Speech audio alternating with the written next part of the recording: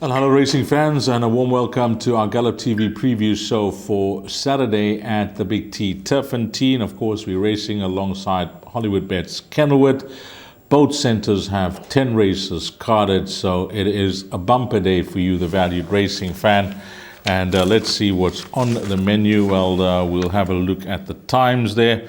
The exotics begin in race number 2 at Turffontein on Sunday, which will be the bar pot at 12:25. And if you're a guy that or racing fan that enjoys the pick six, well, that will be at 13:35, race number 4. So let's get into it with our analyst and a gentleman that will be very busy over the next week or so, I presume, and that's none other than Alistair Cohen. Alistair, we had a look at the draws for the World Sports Betting Met during the course of the week. And whilst it's just 13 runners that will be going to post alongside the main event, which will be the World Sports Betting Met, there are lots of other features. And we're looking forward to the carryovers, and it promises to be a bumper day. So the build-up, how's it in Cape Town?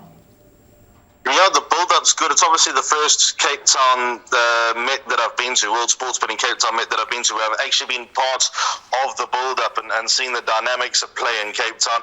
Obviously, it doesn't match what happens in Durban for those 6 weeks leading up to the Hollywoodbets Durban July. That's just from another planet. But there's a good vibe. There's a lot of people coming in that are excited for it. The amount of queries about reservations in at the racecourse next Saturday is obviously great to see. So if you are listening and thinking about coming, commit now. Get going, because time is of the essence in that particular regard. And as for the meeting, the overriding feeling around is who's going to run second in the World Sports Betting Cape Met. I'm one of those. I know there's a nice big pick six carryover with a likely pool of 10 million rand, and there are a lot of people that I've been chatting to saying we can play this pick six aggressively next Saturday. So, I don't know how that's going to work out for everybody. The proof will be in the pudding. I think I might be looking for one or two results, but I sit here right now not knowing which races to look for results. First leg, I think you can hold to a couple of horses. That might come on, and Quasi for sure. Obviously, we got See It Again in the Mallorca Stakes. There's Beach Bomb, Princess Color, Red Palace worth another chance as well. So, put it like this.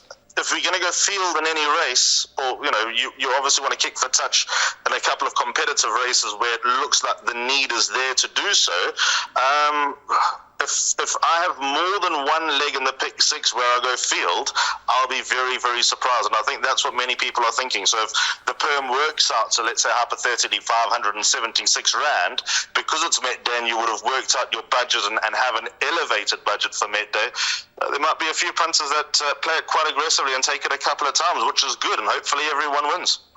Well, if you haven't done so yet, I know we're speaking about a feature race day where it's expected there'll be big fields, etc., but just having a look at the overall picture of late when it comes to racing from the Western Cape, with the competitiveness of the fields, the size of the fields when it comes into increased numbers, you can see that there is money to be made in the exotics, because you have to do a rethink now from when you used to play in days gone by. And the results are all there to see, because there is lots of money to be made in these exotics, carryovers and pick sixes, big dividends and bar pots and place accumulators. So has the nature of the game changed in the Western Cape, and better with bigger fields and bigger pools. Okay, race number 1. Let's get straight into it. Alistair, I mentioned 10 races carded, so we're not forming part of the exotics now. This is a Juvenile Plate over 1,000 meters.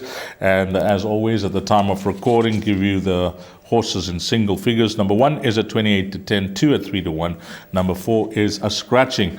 Then we got horse number 6 that's been backed. Hollywoodbets 11 to 10 into 8 to 10. Odds on now is 6 Pistol Pete. We got 2 first timers in the race. I know that his missus was riding in that ladies race in the Western Cape, that Mr. Munger. Nice to have him down. Do you have any word? I haven't heard any. I haven't read anything, or I haven't listened to any interviews, etc. But is he down just for a short period of time? I had a good long chat to Ryan Munger at the Lommero King's Plate, because as you mentioned, Kelsey, his wife, was riding in the Okapi Ladies International, and obviously Kelsey rode on Thursday at Turffontein in the work riders race. Ryan and Kelsey are here for a busman's holiday. It's far too cold in Canada to race for the next 2.5 months from now, so he'll be heading back in around March, so he'll be earning a few rand riding around.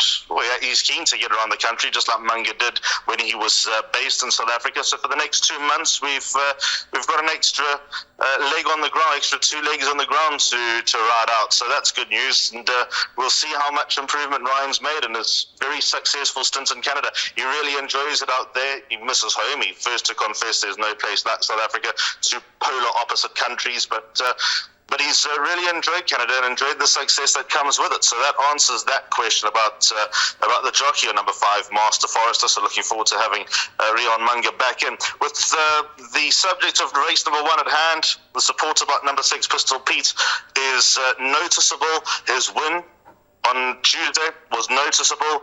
The first Buffalo Bull Cody to run, the first Buffalo Bull Cody to win. He looked the part. All the talk was there for his chances. He didn't let the team down.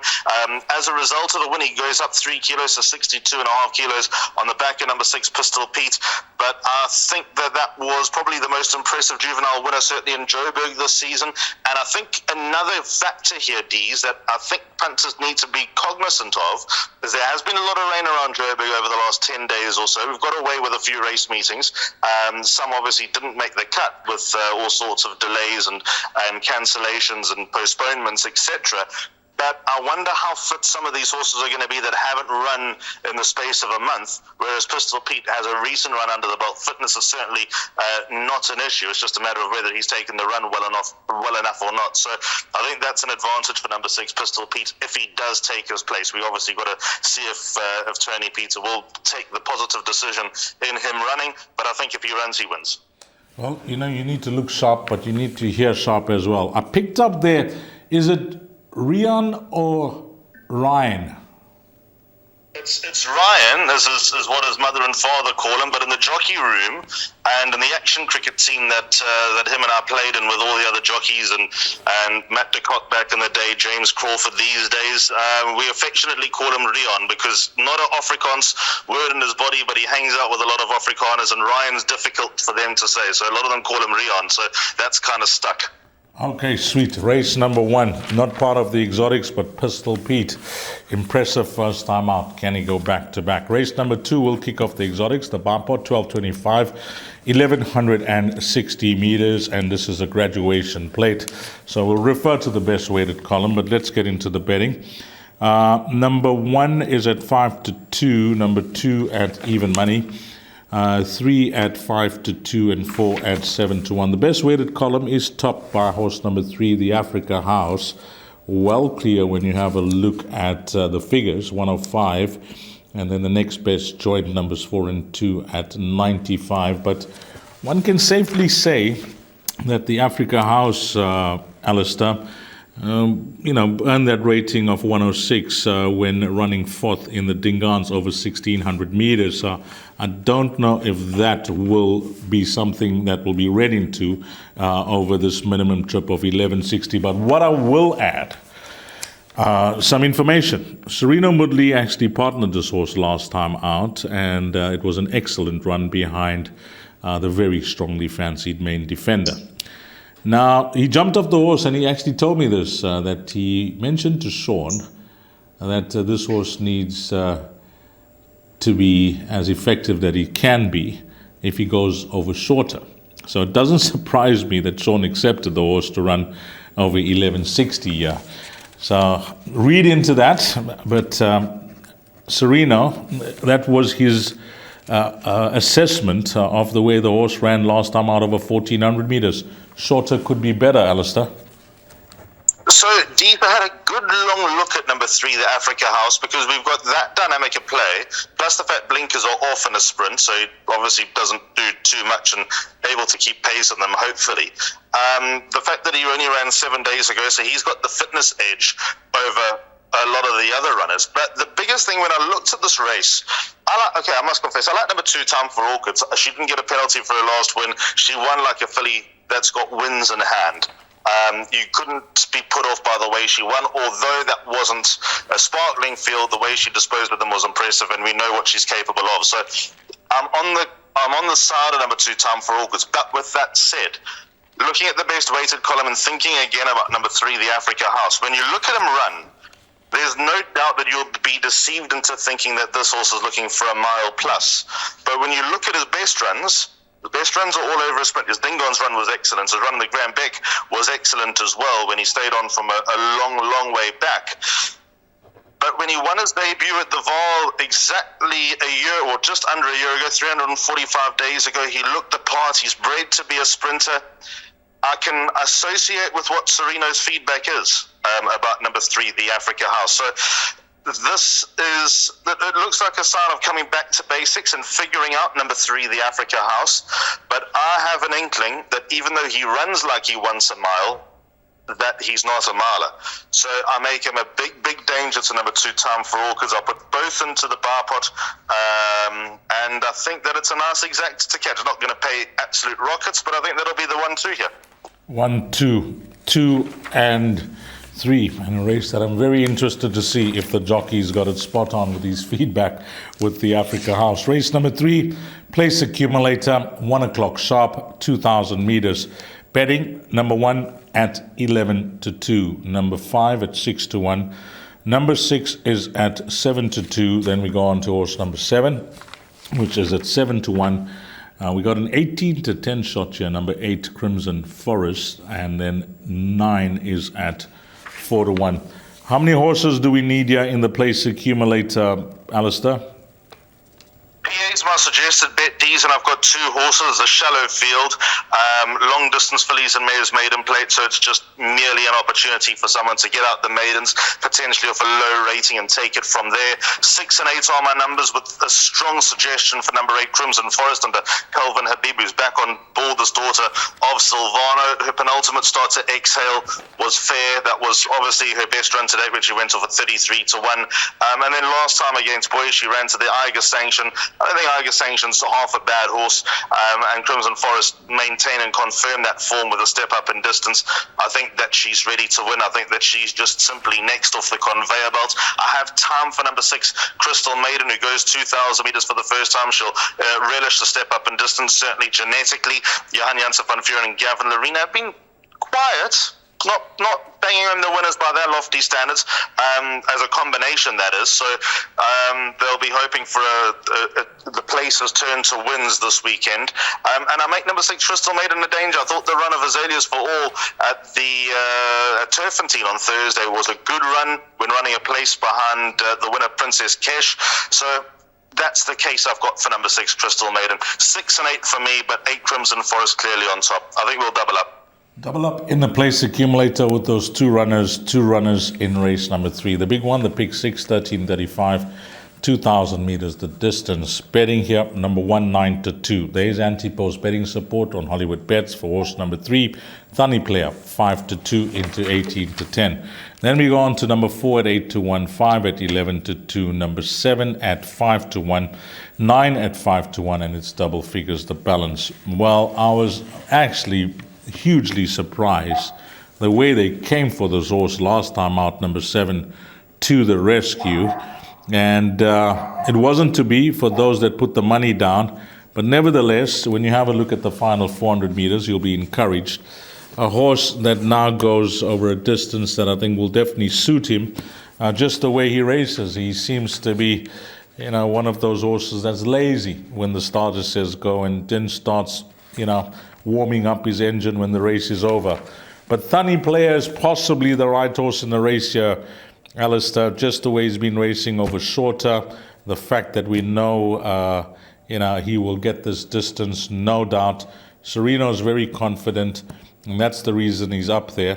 And the horse has drawn one. I don't know if the draw is, much of a plus for him, because he's not the smartest as well.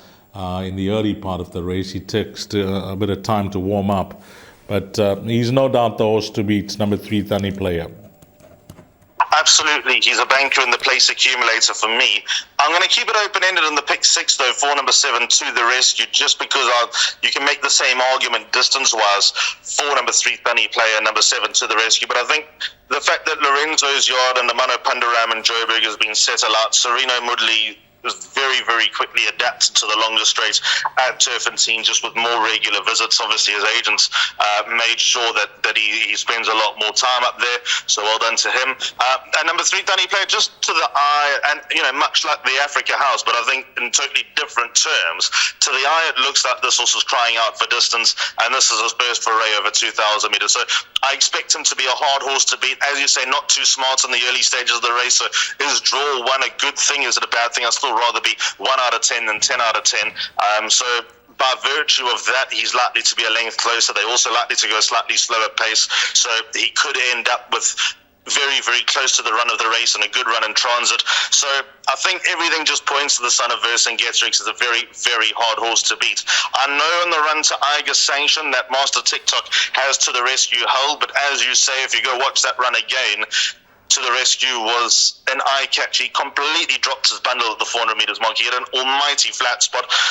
There's 2,000 metres too short for him. Well, he might be able to get away with winning a maiden over 2,000 metres, but be no surprise to see him most effective over long distance races in months to come. So keeping it open-ended for number 7 to the rescue, just because, again, the perception is that the step up in distance is going to help. Place accumulator, bipot, banker 3, pick 6, just keep number 7 to the rescue in your play. Full agreement to that race, the way Alistair summed that up. Race number 5 will be Jackpot 1,000 metres, Pinnacle Stakes, and again we'll go to that best weighted column. Number 1 is at 8-1, 2 is at 7-1, 4 at 9-2, 6 at 7-2, and horse number 9 is at 5-2. Now, Alistair, the best weighted column is very tight, 119-4, 8 at a 118, 117-5 and 10, and 2 at 116. Now I'm going to begin. Normally I'd like to end it off, but I'm going to begin this time. I like a horse here, and I can't give the viewers all the confidence in the world, but all I'm saying is don't leave this out of your pick 6. And it is the mare, number 8, Ipico, the Cock and Yenny, 52.5 kgs. I know she's coming off a slight break, 3.5 months. But Muzi seems to get the nice tune out of her whenever he's partnered her. And I just keep going back to, the good form that she was in last season. And more importantly, when I look at that one form line behind Isi Vungu Vungu. I mean, if she comes out fresh and reproduces that, I suspect that she could give the boys a hiding here. DZ, every opportunity that these two girls are going to be dangerous for Lula Star and Eta Pico for totally different reasons. I know Pico's form in the soft is good, and there's likely to be sting out of the ground, so that makes me wonder a little bit more. She's an absolute ball of speed, and when she wins, she kills them with pace. And with a light weight and with an outside draw, it's not impossible that she gets away and the others are languishing in the mud behind her. Not that it's likely to be muddy. It's likely to be a very nice day in Joburg on Saturday. But the point I'm making is that there's been so much rain around Joburg. It's not going to be a fast track. It's going to probably be a perfect track. So I respect the chances of Eta Pico, and I respect the chances of number 4, Alula Star, although Alula Star is better over 1160. The 1,000 metres, she just gets going a stride too late, but I still put her in the race. All these horses, a mesh of these horses need to be put into the pick 6. Likewise, number 9, Cliffhanger, with a light weight under Sianda Sosibo. I think he's still an above average 3-year-old you haven't seen the best of. But in the place accumulator, I settled on 2 and 6. I think number 2, Mover and Shaker, is a big chance here. Fabian Habib can do absolutely no wrong at the moment. It's astonishing the last few months that he's had. Dennis Schwarz has struck up a great relationship with Fabian as well. If you look at the run in the Libello Sprint, Alula Star's got the beating of Magic Tattoo, who finished in front of Alula Star in the Libello, with Mover and Shaker probably running a little bit of a flatter race last time out. But again, I think that he was made too much use of and was sent up to go and chase rulership, and rulership was just on another level that day. So I'm willing to give him another chance, because I'm just not convinced the race was run to suit Mover and Shaker last time out. And I'm just going to give him another chance because he's done me a few favours in the way. So PA 2 and 6, from that point of view, I might include on your recommendation, 8 Epico or 4 Alula Star, but in the pick 6, I think you'll need nearly half the field. Well, you've just lent another angle to the form line of number 8 Epico, and we know there's been rain about throughout the country, but if this track comes up with a bit of give in the ground, well, that's going to enhance my confidence here with number 8 Epico. Let's see what happens. 2, 6 and 8 are going to be the numbers for the show here in race number 5. Race number 6 is over 1160, a merit rate at 84 handicap, and the betting here, number 1 at 8 to 1, number 2 at 3 to 1. Then we go on to horse number 5 at 4 to 1. By the way, sorry, number 3 is a 6 to 1 shot. That's What a Tiger. And then horse number 8, King of Venus, is at 7 to 2. Well, we know that the stable comments for Fabian Habib come out on a race day, so we'll be waiting for that in earnest because he's got some nice chances throughout the day. But what about Tony Peter here? He seems to hold the aces with numbers 2 and 5. I went and sat with Robbie Sage a few months ago. We're chatting about life and horses and all that, and he was devastated that he's lost MK's Dreams. He totally understood why, because of course and Kyle's success with MK's Pride and Tony Peter getting back into the game. I mean, MK's Dreams was never Robbie Sage's until Paul Peter pulled the plug, and then obviously the horses moved to Robbie Sage, so he understood that, but he was adamant that this horse will come into his own as a gelding, and well, Tony Peter took 2 weeks to geld the son of Erupt.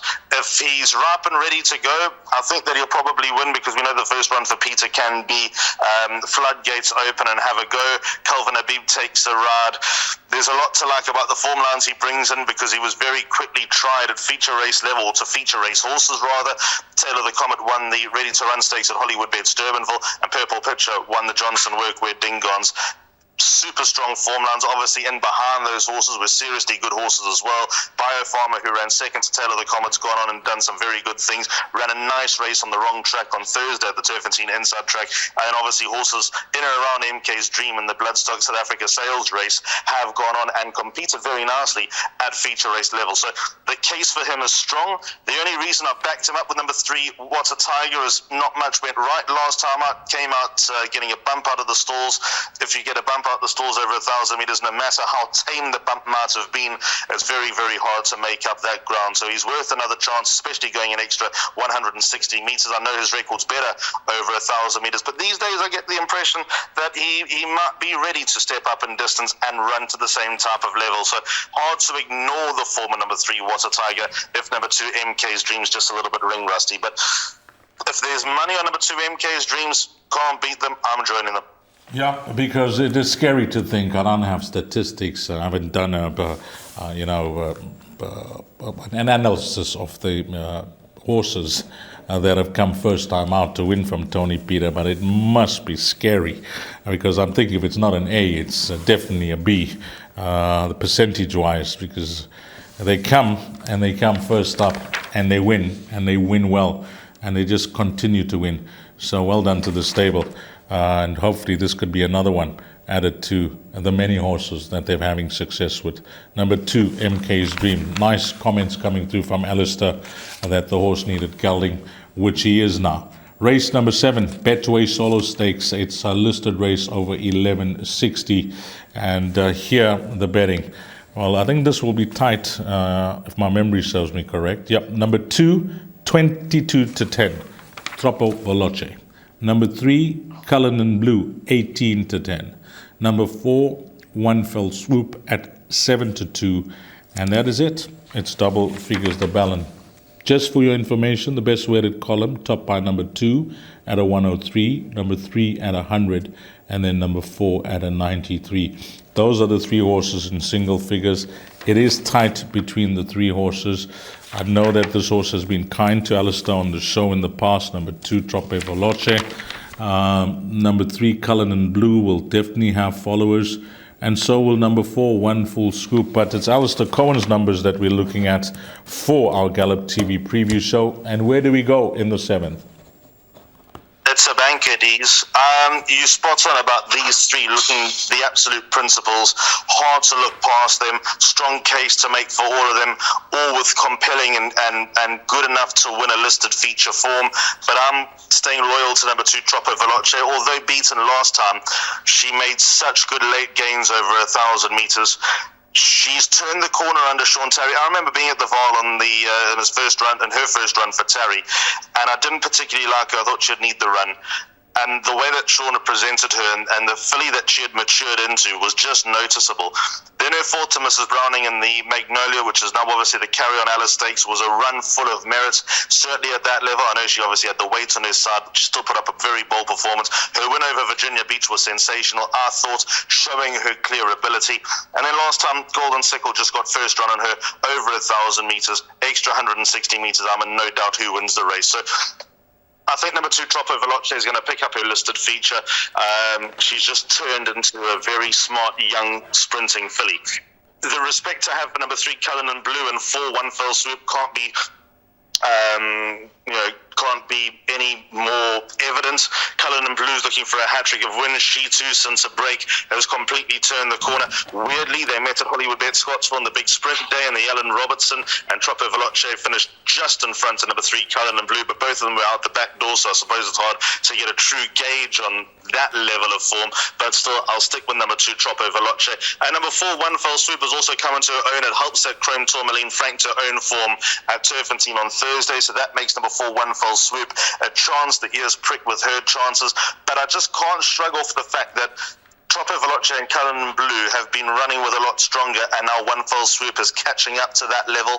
So I think the fact that 2 and 3 are more battle-hardened, that they might have the slight edge, although I respect the way that number 4, One Fell Swoops, come to hand. But 2, Troppo Veloce comfortably on top. Place accumulator banker for me.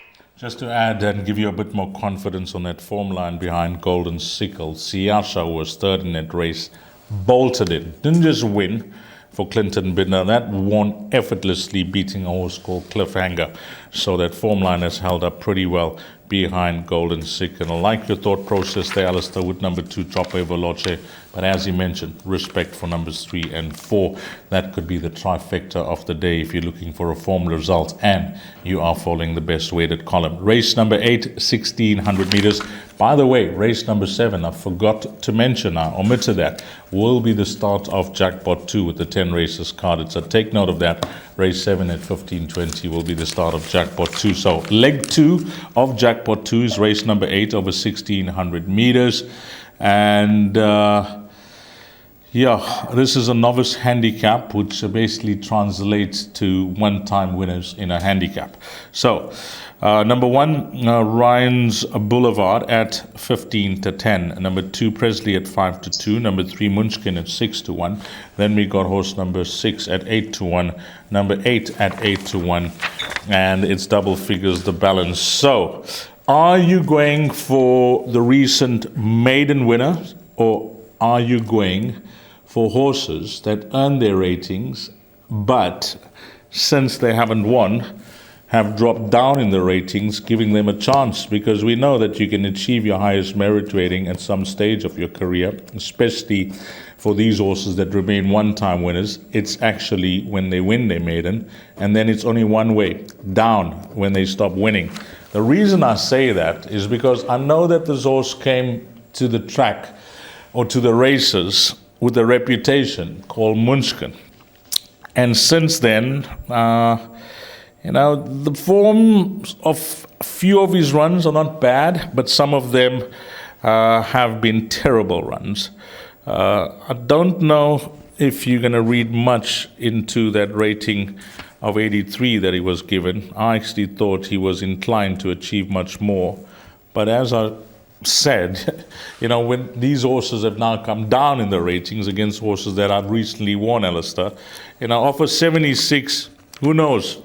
Could we see that Munchkin that we all promised to see after that introduction to his career come to the fore, or not?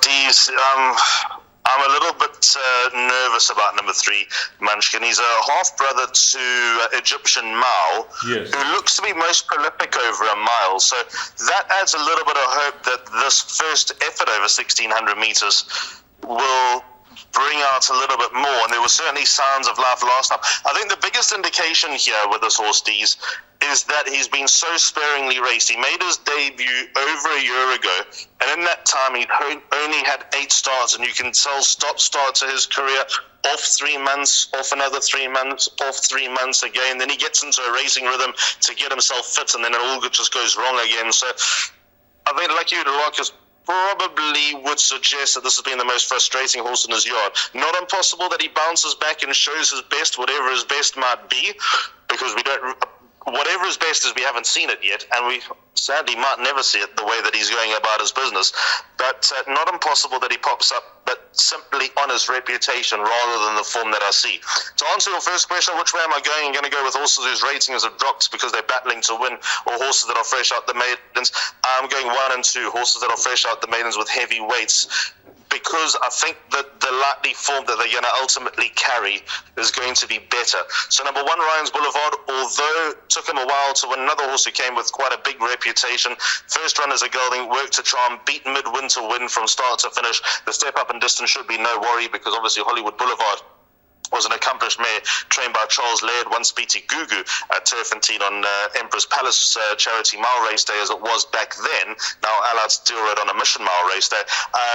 Anyway, back to Ryan's Boulevard, beating Midwinter Wind. Midwinter Wind, I know, is held in high regard. Like, he's just ready to win. So I think that form line's going to be better. I think had Midwinter Wind run sooner than Ryan's Boulevard's price would have been a lot shorter going into his post-maiden run. Anyway, this is what we got. And then number 2, Presley, although Marauding Horde, the second horse, was a shock second on debut, he's running again against a very weak field later next week. And I think number 2, Presley, also relished the step up in distance last time. He acquitted himself nicely coming from the back of the field from a bad draw. He was quoted to run on Tuesday, where I really liked him on Tuesday, but then he got scratched with this race in mind. I'll take Johan Janssen van Vuren's judgment that he preferred running in this race, and with the draw that he got back home, stepping up in distance, that he's expecting something from the son of Oratorio. So I'm happy to settle on numbers 1 and 2 in the PA. Include 3 in the pick 6. Probably also include number 8, Godfather, in the pick 6 as well. He's just way overdue, but winning doesn't come easy for him. And on to the penultimate race on the card, Alistair, race number 9, closing the pick 6 off, merit rated 84 handicap, 1,800 meters the distance. Number 1 is a scratching, so is number 5. So both those runners are out now, 1 and 5 from the Fabian Habib stable. Betting here, I am not going to read that out to you because I think there will be adjustments after the scratching of number 5, Latuli. So, Alistair, well done with your horse last time out, Banner Bridge. But I must add, what happened with the betting there? Because we know that your comments were fair on the show, and whilst you did say that, he may just need it, but, you were expecting a good run from him, but he just blew out in the betting with Striker up, no less, to 20-1. I can't answer that. I have absolutely no idea. And you know what? I didn't take advantage. The owner looked, sitting in the office with Devon Pretorius, excited for Banner Bridge, expecting a nice run. Win would have been great. And I looked at the price about 2 minutes before, and I saw 18-1 an offer. And I said to Devon, should I, shouldn't I? Let me trust my gut, place chance, take it from there. And then Striker pulled an absolute rabbit out of the hat. A few things, because people are probably going to wonder, well, why is Pierre Strayham riding number 2, Hawkbull? Well, first of all, I think Hawkbull's a horse to beat. Second of all, Pierre riding 57 is a stretch. Strangely enough, Candace phoned Pierre the moment nominations came out. Sorry, Pierre phoned Candace the moment nominations came out and said, there are too many horses that are above 60 kilos, so his weight's not going to go up. I would love to have stuck with him, but understand 57's not going to be doable for Striker. So immediately went shopping for another jockey, and before Candace did any shopping, Gavin Lorena went shopping with Candace. So he ended up with number 7, Banner Bridge. How's this first stat, Deez? You're not going to believe this is ridiculous. Banner Bridge is a 7-time winner. Guess which jockey's ridden him to most wins? I don't know.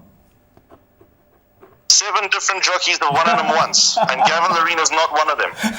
So it's a bit of a running joke that when they win, they get jocked off. That is certainly not the ideals of what we're trying to do, but it's just a ridiculous stat. So hopefully Gavin Larina can make it 8 different jockeys and 8 different wins for number 7 Banner Bridge. Really, he's only ridden him once, and the irony of that is when he rode him once, he finished right next to You Can't Hurry Love. Look at that. They're both 7-year-olds. They both come a long way. You Can't Hurry Love has earned about 200,000 Rand more, but that's by virtue of being a place getter in the South African Classics who got the green light in his crop. So it's good to see them lock horns again. They've almost gone full circle, because that was Banner Bridge's second start. I think it was also You Can't Hurry Love's second start. So brilliant that they're still going, still earning, and real stalwarts of their respective yards. But I think number 2, Hawkbill's the horse to beat. One-time winner from 10 starts. Yes, he was also an entry for that novice handicap, but because his rating so high, he would have carried the grandstand on his back. Pierre Stradham takes the ride. He's run to progressive 3-year-olds. He's a progressive 3-year-old himself.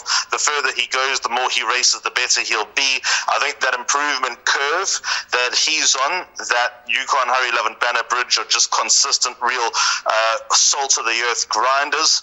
Hawkbill might end up being that in time to come, but I still think he's got some fair things to do in his career before he sort of becomes that grizzled old veteran that he takes on here. So I'm going to go with number 2, Hawkbill, but huge respect for numbers 4 and 7. I think regardless, people are going to have respect for those 2 stalwarts just because they've been such likable, nice horses to follow that just throw their hearts and soul in every time they run.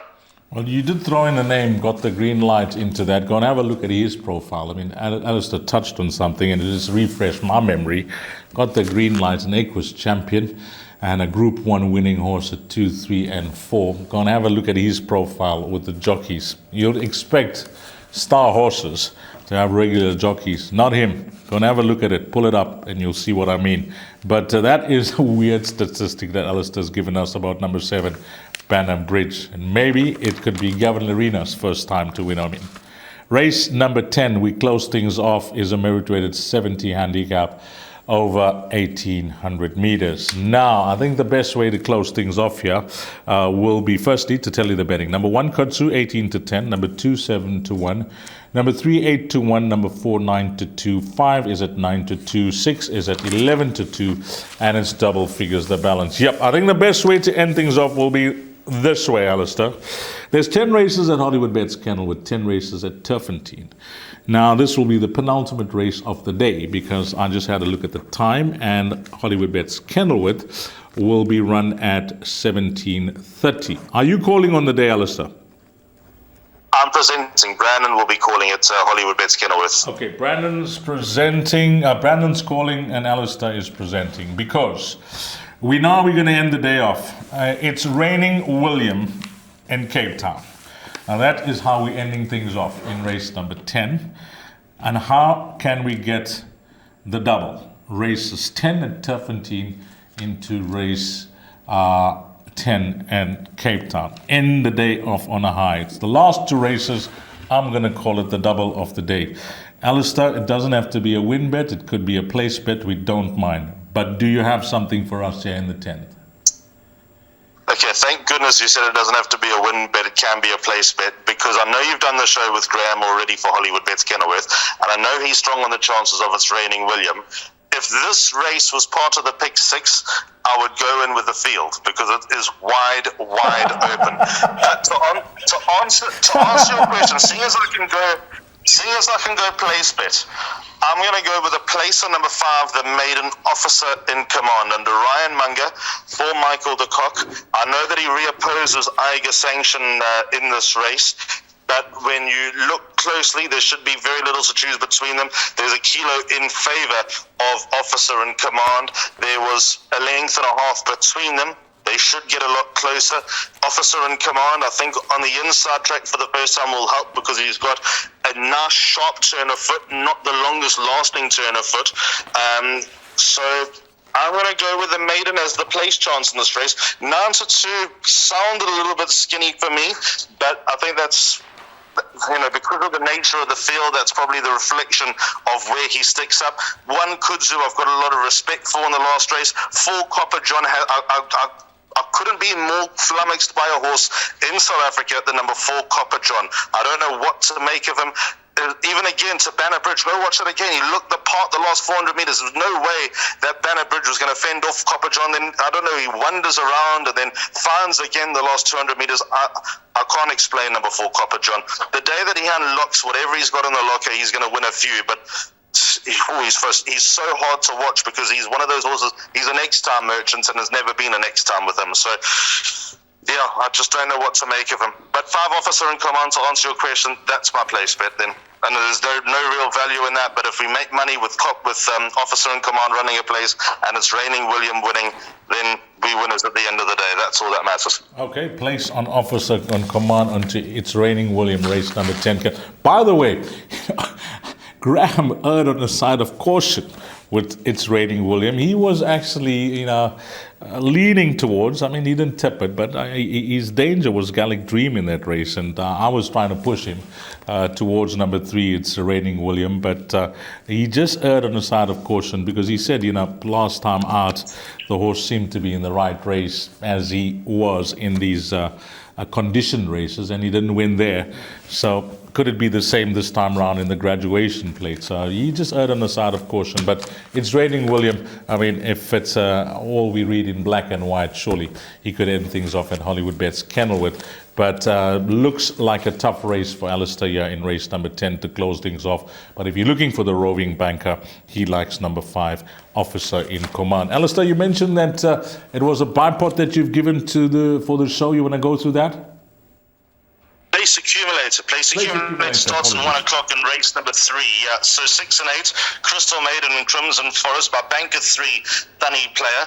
By 2 and 6, Mover and Shaker and Magic Tattoo. You might want to include one of the girls in that race as well, either a Lula Star or probably with more value attached to it, number 8, a Peacock. By 2 and 3, MK's Dreams and What a Tiger. But in contrast to race 5, where you might want to include one, if there's a bit of money on MK's Dream before the PA starts, he could turn into another banker.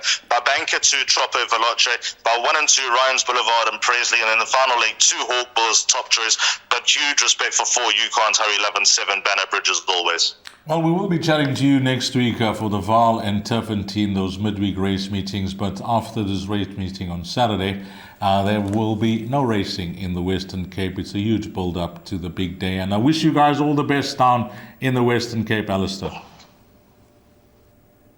Thank you so much, Deezy. We're looking forward to it. It's all hands on deck. Looking forward to welcoming some international presentation flavour to the day on World Sports Betting Cape Town midday. Rishi Prasad will be out, so he's really looking forward to his first visit to Africa even. So I've been chatting to him and supplying him with a whole lot of information. So he's going to be joining the production team, obviously, which we didn't mention before, commingled with World Pools. So they're going to be huge numbers just to win place and all sorts of other bet options on the day. It's a massive day. There's an 11 race program, and it's always sad leaving the race course on these big marquee days, whether it's Hollywoodbets Durbanville. I must confess I'm more sad leaving Hollywoodbets Greyville after the Gold Cup, because that's the end of champion season. The roller coaster that champion season is something you don't really want to get off. When you leave Hollywoodbets Kenilworth at the end of World Sports Betting Cape midday, you kind of wish it didn't end. Likewise with Betway Summer Cup. I love Champions Day at Turffontein as well. So, all those days you build up for and then you leave and you just think, well, that was so worth it. But can't we do it again tomorrow? So this is just another one of those days. And like I said at the top of the show, for those that are coming, we'll see you there. If you're thinking of coming, commit now, get going, book your tickets, and hopefully we'll see you in Cape Town next week. Thanks to Alistair Cohen for his input on this race meeting at Hollywoodbets Kenilworth on Saturday the 20th. From the entire team at Gallop TV, Alistair Cohen, myself, Deez Down, and to you, the valued racing fan. Hopefully it turns out to be a wonderful Saturday for you. If you want to catch the preview for Hollywoodbets Kenilworth, it is up with Graham Hawkins. But to you, the valued racing fan, have a blast. Find all the winners, make a huge profit, and hopefully it turns out to be a wonderful, successful day for you. Until we meet again, you take care. Salani Gashle.